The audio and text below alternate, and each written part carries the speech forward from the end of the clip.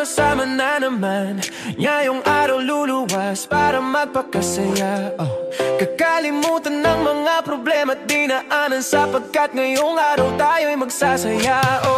Papuntang Tagaytay, pero hindi tatagay. Tayo'y magpupunta para mawalang lumbay. Tayo'y magpupunta upang magsaya. Kalimutan ng problema, kalimutan ng lahat. Kami ay nagro-road trip ngayon papuntang Tagaytay. Kahit wala pa kami nalulungkot. Sabi mo sa akin, sabi mo sa akin, sabi mo sa akin, pupunta ng Tagaytay. Sabi mo sa akin, sabi mo sa akin, sabi mo sa akin, pupunta ng Tagaytay.